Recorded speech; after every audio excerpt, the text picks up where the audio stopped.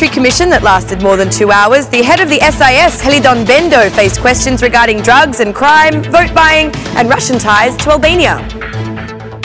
From 128 political parties, only 18 have submitted the 2017 financial reports to the Central Election Commission, even though there are only 4 days until the official deadline closes.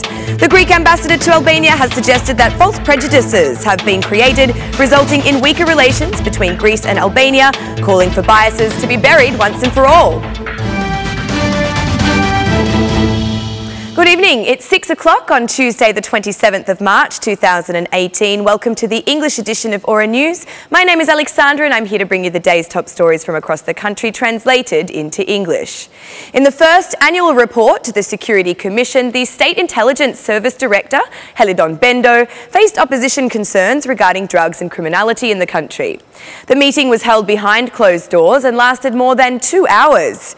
Aura News learned that opposition MPs asked the head of the SIS information about the June 2017 general elections, if they were purchased with the money secured by the sale of narcotics.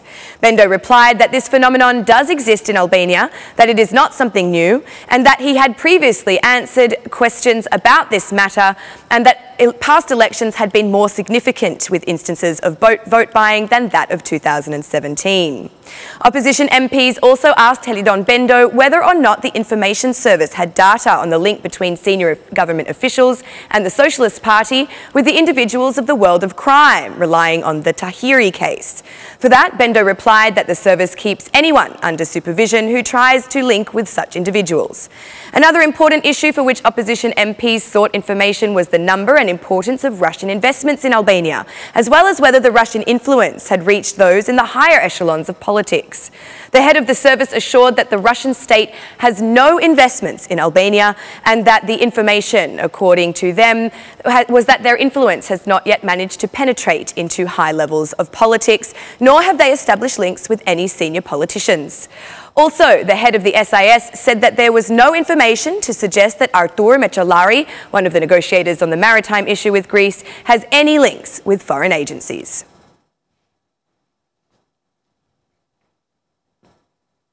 The Central Election Commission has called on political parties to submit annual financial reports for 2017. It turns out that from 128 political parties so far, only 18 have submitted their report to the CEC, despite the March 31st deadline fast approaching.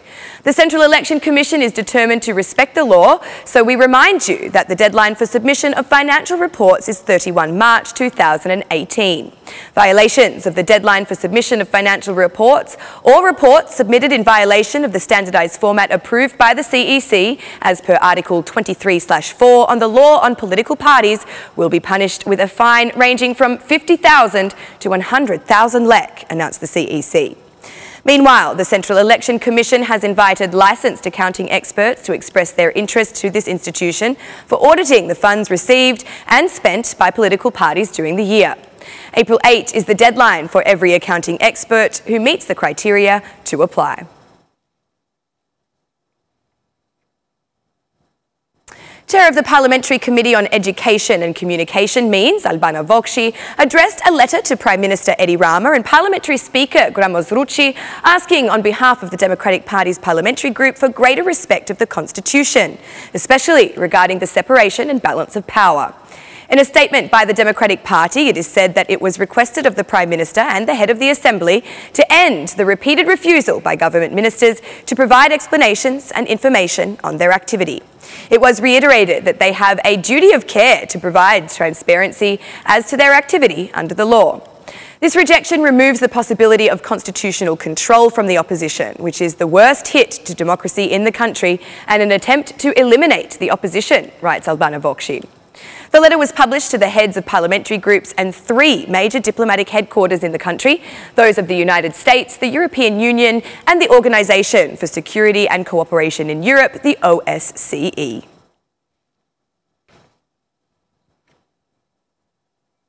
Economic cooperation was at the centre of the conversation that President Ilir Meta had in Malta with the Maltese Prime Minister Joseph Muscat. The meeting between them took place following an invitation to the Albanian president by the Maltese head of government, Muscat.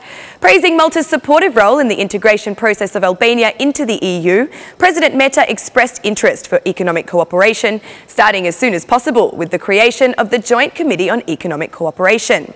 The intention is to focus on sectors such as tourism, energy, infrastructure, finance, information technology, and marine and port logistics.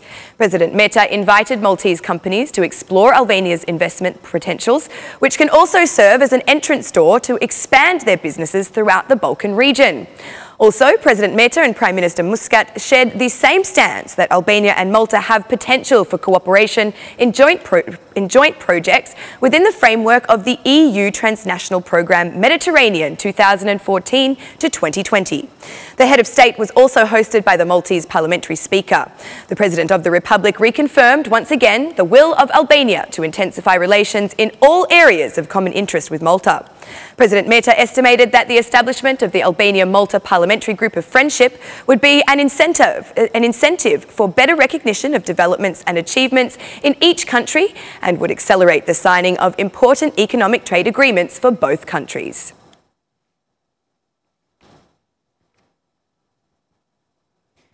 At a time when there is still no confirmed date for the visit of the Greek Prime Minister to Albania, as well as on the eve of the start of negotiations on the maritime agreement, the Greek ambassador to Tirana called for baseless prejudices between the two countries to be buried once and for all.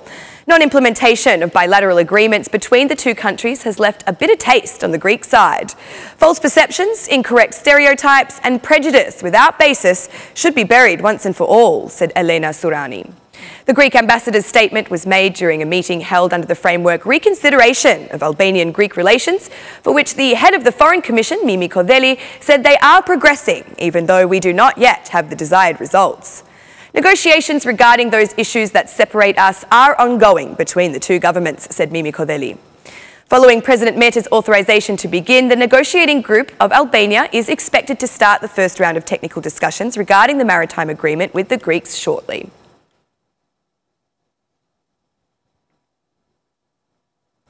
In Caucasus, the nation's road tax has united the left and right wing members of the city council in one stand. Democratic Party councillors said the new tariffs would further impoverish residents of this area who use the highway more often. They removed them from economic aid and now they are also imposing an additional tax on them, while water and mining assets are being taken away. I believe there is nothing left to do for the citizens of Caucasus, said the Democratic Councillors Group Chairman Arif Rejmati. Councillors said that their stance is not affected by the political parties they represent, as the tax is the same for all citizens, Democrat or Socialist. This is not about my political position. The road tax problem has nothing to do with politics, said Arif Rejmati. But the tax will also be translated into the increase of ticket prices by transport companies.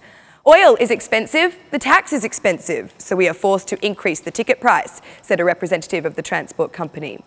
Testing for the application of the nation's road tax began on Sunday, while after April 15th, anyone travelling on the highway will be required to pay the fee, which ranges from €2.50 to €22.50, depending on the type of vehicle.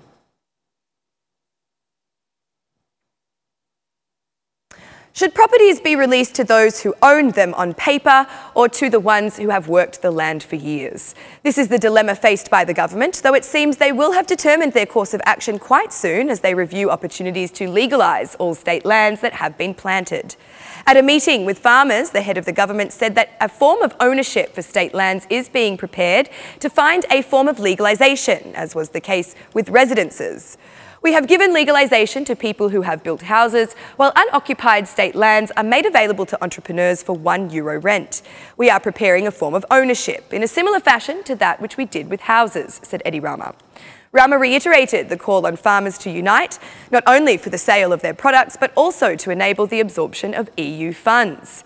Do not have any doubts. Time will show that the answers to the applications will be correct. We want to absorb all the money from the EU funds and deliver success, added Prime Minister Rama. The head of the government admitted that the opening of applications for agro-tourism subsidies has been delayed, and therefore he said the application deadline will also be postponed for an additional month. And that's the news across the country today. Thank you for watching our English edition this evening, and be sure to join me again every Monday to Saturday at 6 p.m. for the latest news from Albania. Once again, on behalf of Aura News, thank you and good night.